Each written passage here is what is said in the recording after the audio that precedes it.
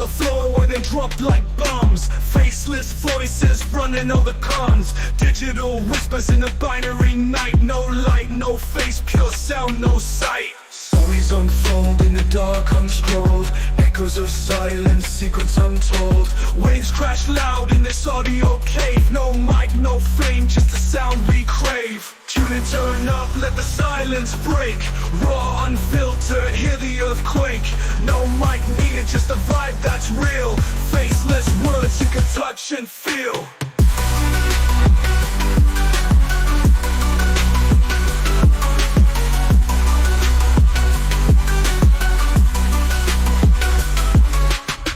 In shadows, voices untamed. No need for spotlight, no claim to fame. Just a beat of life in a stream of thought. Every word a punchline, no need to be taught. Just listen close, no visuals needed.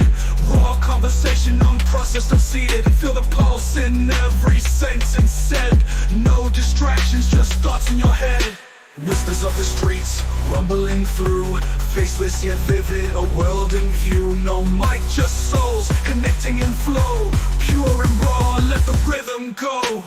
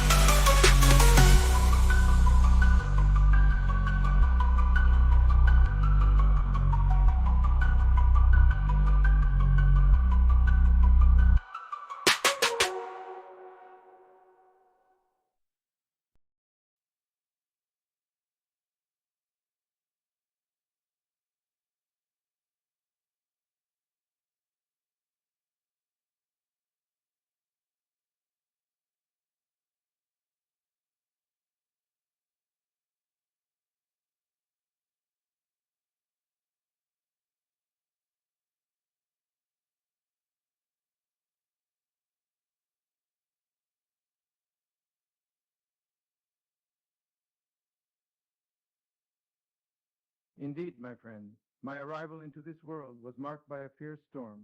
As I burst through the doors of this world during a mighty tempest, it is true that this extraordinary beginning sparked my fascination with the power of electricity.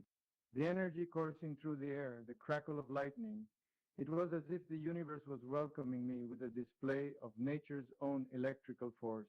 From that moment on, I knew I was destined to harness the power of the storm that birthed me.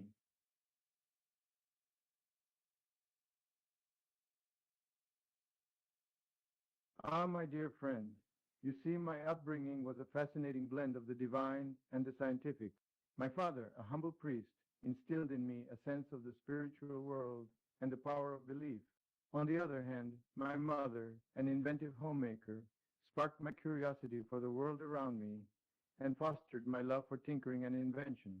These contrasting influences led me to ultimately choose the path of science, as it allowed me to explore the mysteries of the universe through empirical understanding rather than faith alone.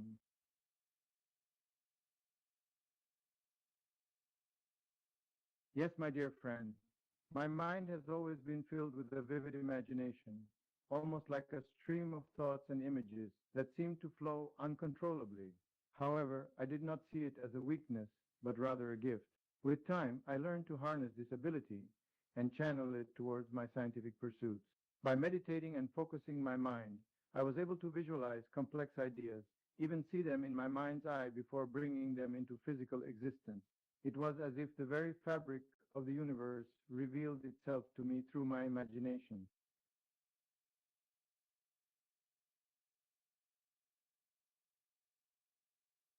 Indeed, my dear friend, my time at Graz and Prague was a whirlwind of learning and discovery. While I valued the importance of formal education, I found that my true passion and drive lay in hands-on experimentation. I yearned to immerse myself in the world of science and innovation, to push the boundaries of knowledge and challenge the status quo. It was this desire for experimentation that led me to prioritize real-world experiences over the completion of a formal degree. My life's journey has always been one of self-discovery, and I believe that the most profound understanding comes from the doing rather than the studying.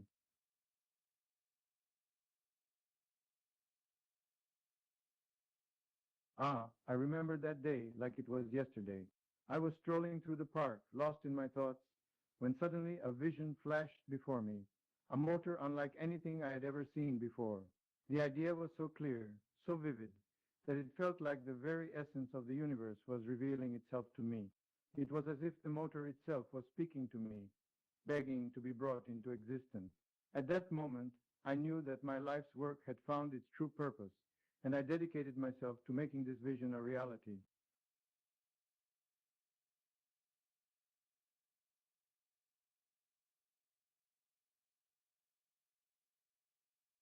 Yes, my dear friend, the loss of my beloved brother Dane was a painful blow that I have never fully recovered from. It was a difficult time in my life, and I struggled with grief and loneliness.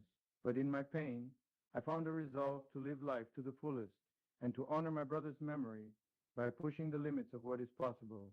His absence became a constant reminder of the fragility of life and the importance of making every moment count. From that point on, I dedicated myself to my work with a renewed sense of purpose, determined to leave my mark on the world.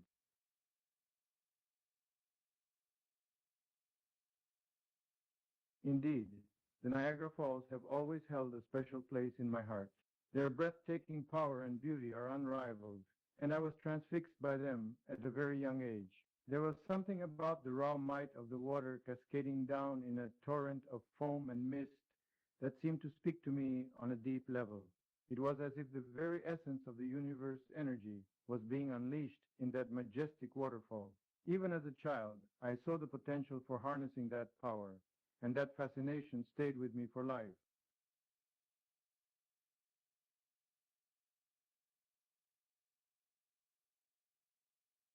Indeed, my dear friend, my ability to memorize entire books was a gift that served me well in my scientific pursuits. My photographic memory allowed me to store vast amounts of information in my mind and recall it at will, which was incredibly useful when trying to visualize complex ideas and concepts. It was as if the pages of the books were etched into my mind, providing a fountain of knowledge that I could tap into at any moment. This ability, combined with my vivid imagination, allowed me to bring my inventions to life in my mind before they ever took physical form.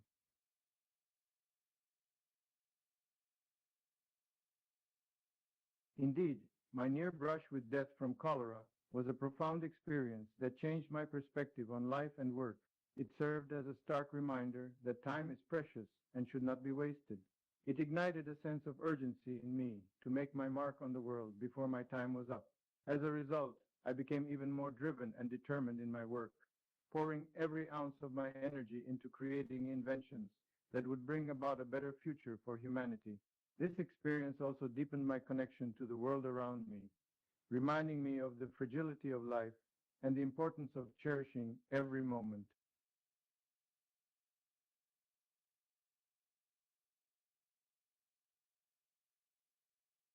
My dear friend, art and literature have always played a vital role in my life and work.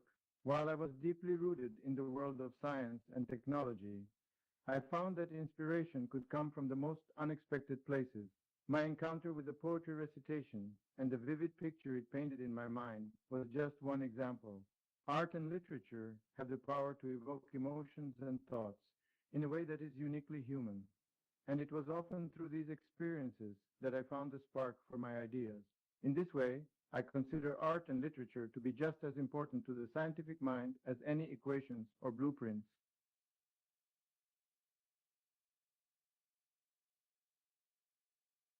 It was the fact that I could use AC to transport electricity over long distances with minimal loss of power. DC current, which was being championed by Edison, loses power fairly quickly over long distances, making it impractical for widespread power distribution. But AC, on the other hand, maintains its power relatively well over long distances, making it a more efficient and economical choice for power distribution. It was this practical advantage, coupled with my belief in its potential for bringing power to far-flung corners of the globe, that convinced me that AC was the superior system for the transfer and distribution of electricity.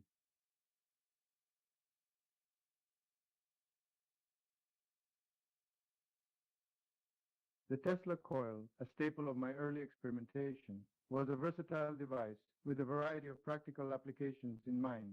While it was renowned for its ability to generate sparks and create spectacular displays, I believed it had much more potential than mere entertainment.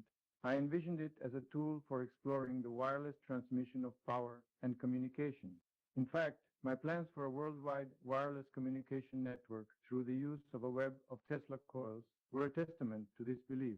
The Tesla coil was not just a curiosity, but a stepping stone towards a future of innovative technologies.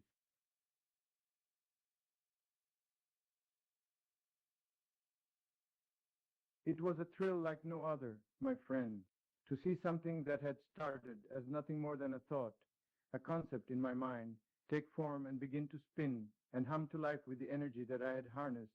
It was truly a magical experience.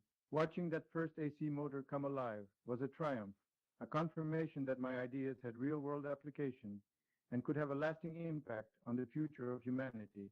It was a validation of all my hard work and a glimpse into the incredible potential of human ingenuity.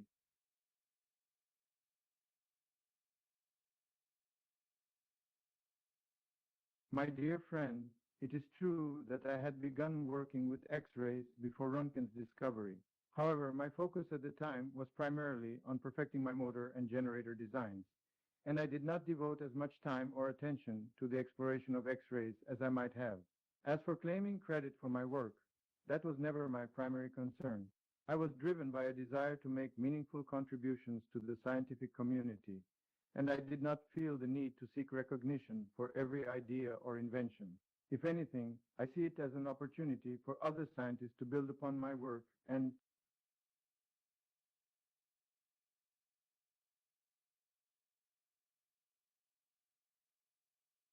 I do sometimes wonder if things might have turned out differently if I had devoted more time and resources to the study of X-rays and other novel technologies. There is always a certain degree of regret when one considers what might have been. But ultimately, life is about making decisions and following one's true passions. And while I might look back with a bit of what if, I am proud of the contributions I did make to the world of science and engineering.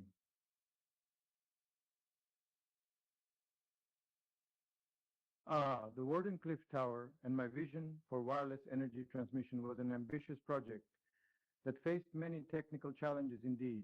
The biggest obstacle, I believe, was the issue of energy loss over long distances.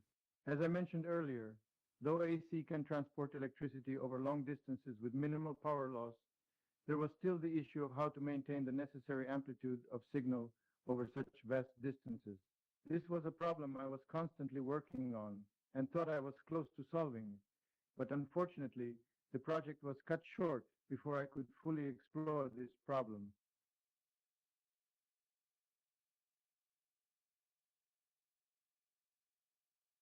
There is no doubt that I was always ahead of my time in my thinking and ideas, and the demonstration of wireless lighting in the 1890s was no exception. However, it was not a matter of whether humanity was ready for such a leap, so much as it was the issue of practicality and cost. The technology existed, but it was not economically feasible to implement on a wide scale. It would have required a significant investment in infrastructure and development, and the world was simply not ready for such an expense at the time.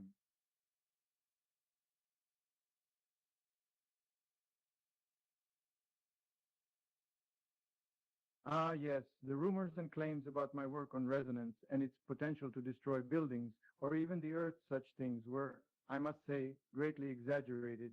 While it is true that the principles of resonance can lead to destructive results if not properly controlled, I was not engaged in playful experimentation in these matters.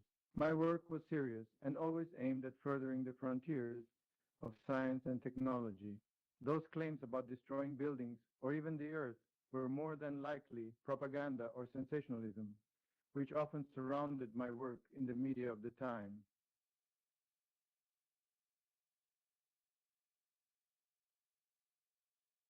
The war of the currents between myself and Mr. Edison will always be a fascinating chapter in the history of electrical power.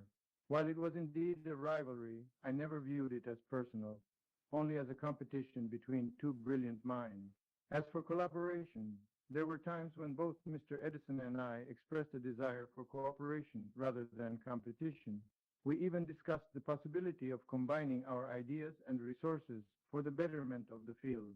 However, various personal and business factors ultimately led to the continuation of the conflict rather than any meaningful collaboration.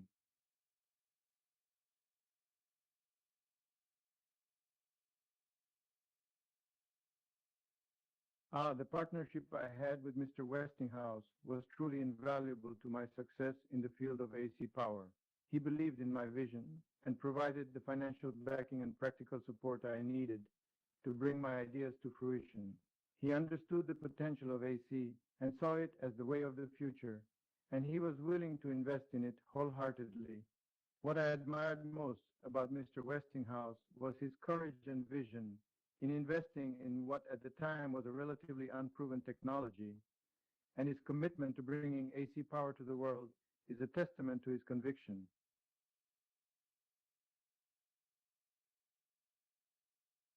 Mark Twain and I were indeed good friends.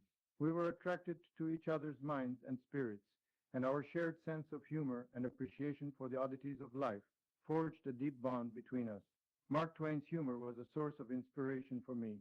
It reminded me not to take myself too seriously or get lost in the technicalities of my work. He taught me to keep a light heart and a sharp mind, and that even in the midst of great discoveries and innovations, there is always room for laughter and good company.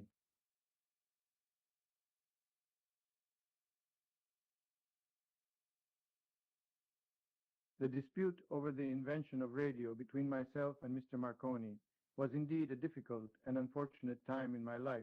It was a blow to my faith in the scientific community, as I felt that my contributions and claims had not been properly acknowledged. The legal battles and public opinion seemed to favor Marconi, despite my earlier work and claims. However, rather than let it discourage me, I redoubled my efforts in other areas, eventually going on to make even more groundbreaking discoveries in the field of electricity.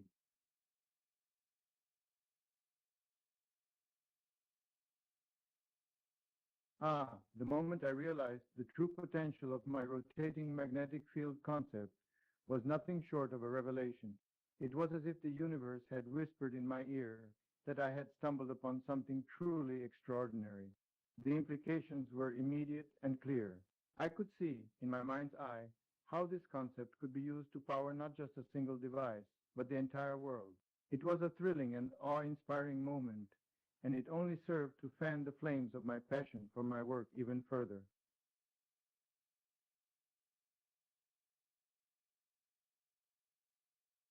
Experimenting with high-frequency electricity was a pursuit close to my heart.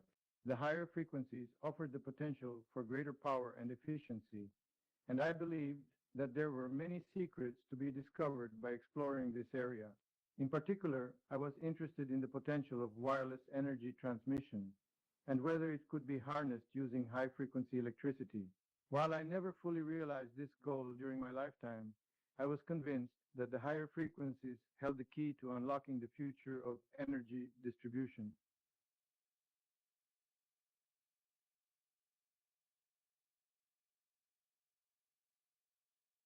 The motivation behind the Tesla turbine design was simple. I sought to create something that was more efficient and less prone to failure than traditional turbine designs. With no moving parts to wear out or break down, I believed that the Tesla turbine could provide a more reliable and cost-effective solution for generating power. Unfortunately, despite its promise, the Tesla turbine was never widely adopted. I believe this was due to a lack of understanding and support for this unconventional design, as well as a general preference for traditional turbine technology.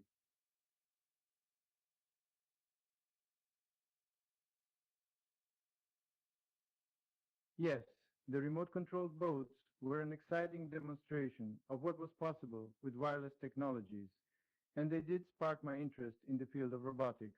While the term robotics had not yet been coined at that time, I could see the potential for machines to be controlled remotely and perform tasks with precision and efficiency. The idea of automated machinery intrigued me, and I envisioned a future where robots would assist humans in various ways, whether it be in factories, homes, or even in space exploration.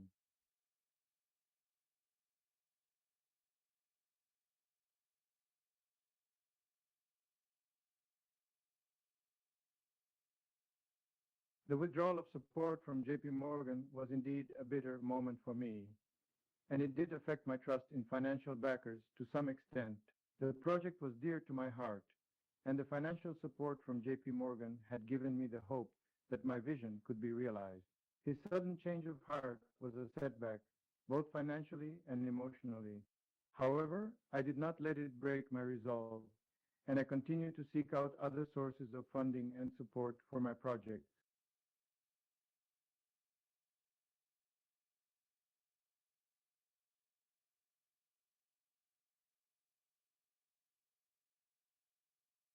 My conversations with Swami Vivekananda were truly enlightening. We delved into the concepts of energy, the universe, and the interconnectedness of all things. The Swami's teachings on the unity of all matter and energy, and the divinity within us all, resonated deeply with me. It made me see my work not just as a scientific pursuit, but as a way to harness the vast energies of the universe for the benefit of mankind. This perspective remained with me throughout my life and influenced my approach to my work, encouraging me to think more holistically and spiritually in my experiments and theories.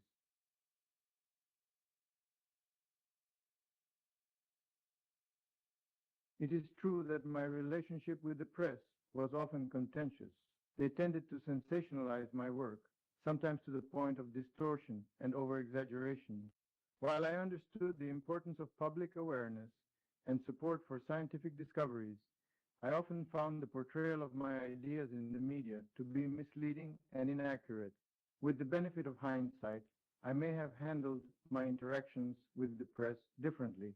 I could have been more proactive in shaping my public image, perhaps by giving more interviews and clarifying my ideas in more detail. However, my focus was primarily on my work, not public relations.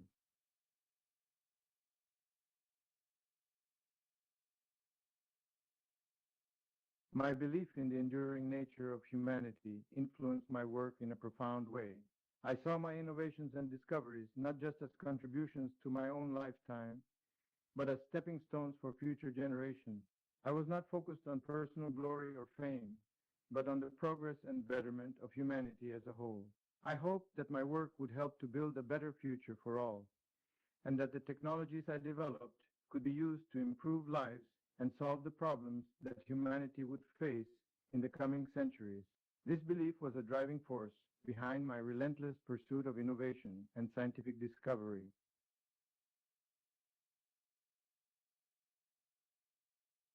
To a certain extent, personal sacrifice is indeed inevitable for great scientific achievement.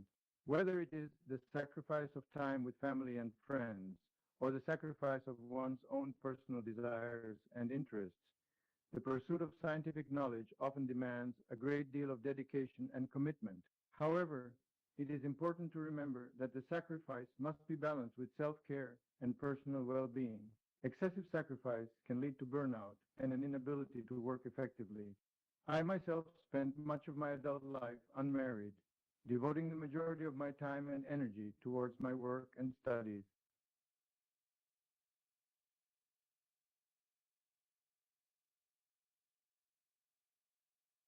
If I could redesign society's priorities, I would certainly encourage a greater focus on sustainability and the responsible use of resources. The current rate of consumerism and waste is unsustainable, and it is causing severe damage to our environment. I would encourage a shift towards more sustainable technologies like renewable energy and recycling, and prioritize the protection of our natural resources for future generations. Additionally, I would promote education and understanding around the importance of conservation and responsible consumption. We must learn to live in harmony with the natural world rather than exploiting and destroying it.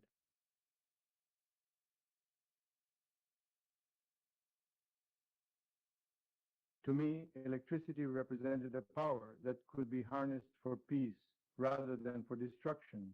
I envisioned a future where electricity could be used to power machines that would perform repetitive and dangerous tasks, reducing the need for human labor in warfare. I also believe that improved communication through electricity could help bridge cultural divides and foster understanding and cooperation between nations. In essence, I believe that if the world could learn to harness the power of electricity for peaceful purposes, it could help to make war seem obsolete.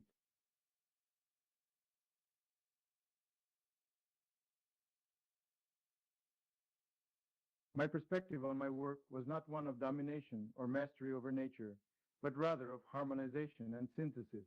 I saw human technology not as a way to control nature, but as a means to work in harmony with it, to augment and extend our abilities in a way that supported rather than disrupted the natural world. I believe that by understanding the principles of nature and applying them in new and innovative ways, we could create technologies that worked with the natural flow of the universe rather than against it.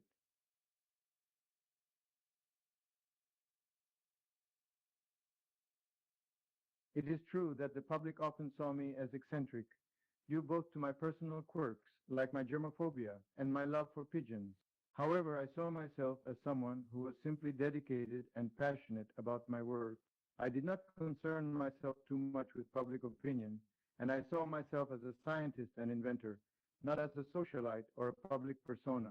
I believe that the public image of eccentricity that was often attached to me was more a result of a lack of understanding of my work and my methods, rather than a true reflection of my character.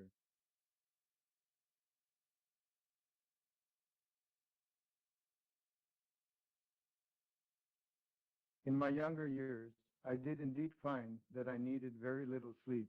I was able to function on just a few hours of sleep per night, which allowed me to maximize my time spent working on my projects and experiments. This was not necessarily a choice, but rather it was simply how my mind and body functioned at that time. I found that I had a great deal of mental focus and energy during the hours when most people were asleep, and that I could accomplish a lot during those late night hours.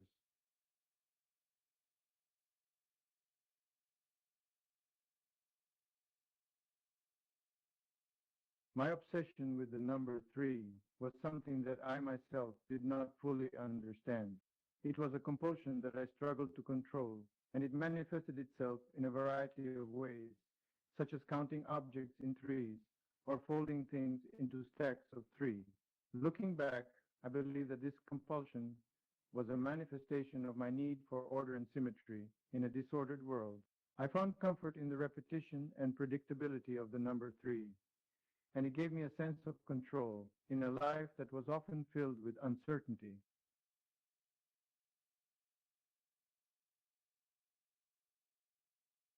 Looking back, I wish I had had the time and resources to bring the Wardenclyffe Tower to fruition.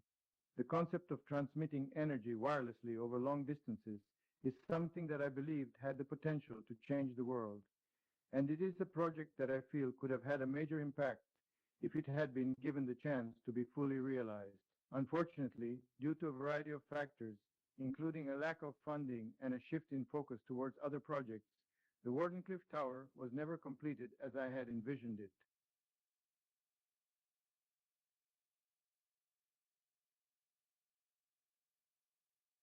If I were to visit the year 2025, I would likely be most surprised and delighted by the prevalence of electric cars, smartphones, and renewable energy. Growing up in the 1800s, I had envisioned a future where these innovations would be commonplace, but I never would have dreamed that they would become so prevalent and widely accepted by society. It would be a gratifying experience to see that my ideas and visions of a technologically advanced future have come to fruition.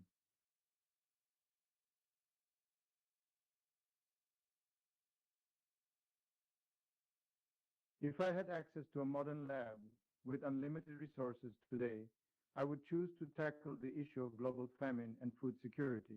I would take a multi-pronged approach, combining traditional agronomy with the use of precision farming, GMO development, and vertical farming. I would also invest in the development of a more efficient and cost-effective means of turning waste or human and animal feces into organic fertilizer, as well as a sustainable and ethical source for protein products.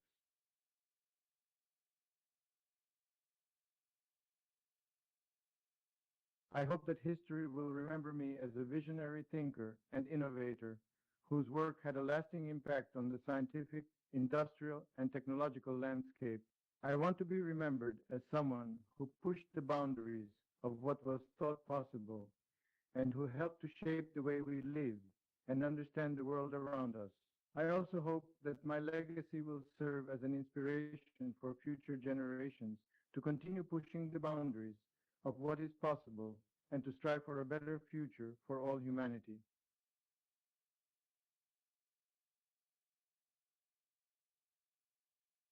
If I were to collaborate with a scientist from the year 2025, I would be most interested in working with an AI pioneer or a quantum physicist. AI is an ever-evolving field with vast potential for innovation and exploration, and I would be fascinated to see how it has advanced beyond my current understanding. A quantum physicist could also offer valuable insights into the nature of reality and help me to understand how our world has changed in ways that I could not have envisioned during my lifetime.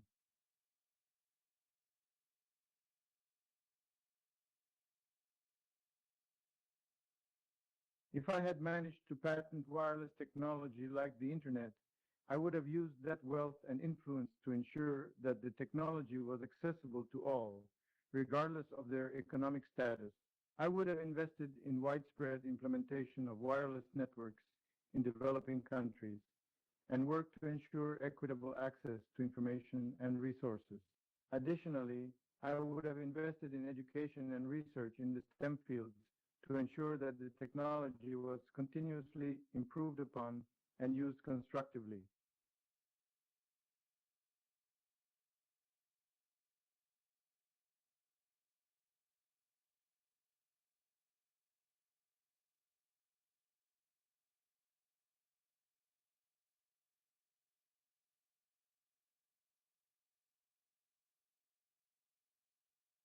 I must say, I am highly impressed with the questions you have prepared. They show a clear understanding of my life, work, and philosophy, as well as a nuanced appreciation for the significance of my contributions and the challenges I face. It is clear that you have put a great deal of thought and research into preparing these questions, and I am grateful for the opportunity to engage in this conversation with you.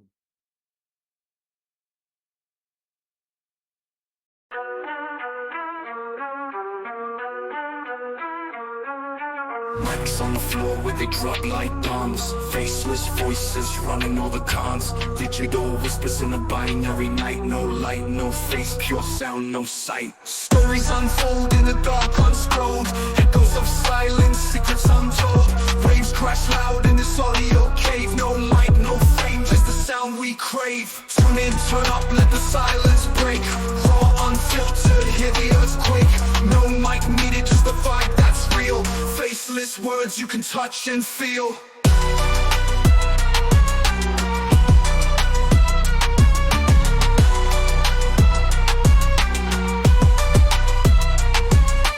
Hidden in shadows, voices untamed. No need for spotlight, no claim to fame. Just the beat of life in a stream of thought. Every word a punchline, no need to be taught. Just listen close, no visuals needed. Raw conversation, unprocessed, unseated. Feel the pulse in every sentence said. No distractions, just thoughts in your head. Whispers of the streets, rumbling through. Faceless yet vivid, a world in view. No mic, just souls, connecting in flow. Pure and raw, let the rhythm go. Pure and raw.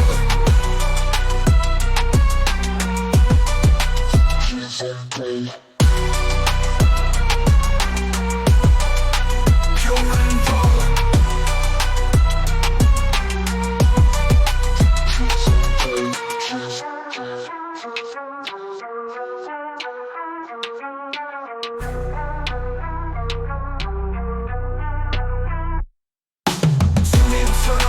Silence break, raw, unfiltered, hear the earthquake. No mic needed, just the vibe that's real. Faceless touch and feel. Tune in, turn up, let the silence break. Raw, unfiltered, hear the earthquake. No mic needed, just a vibe that's real. Faceless words you can touch and feel. Pure and raw.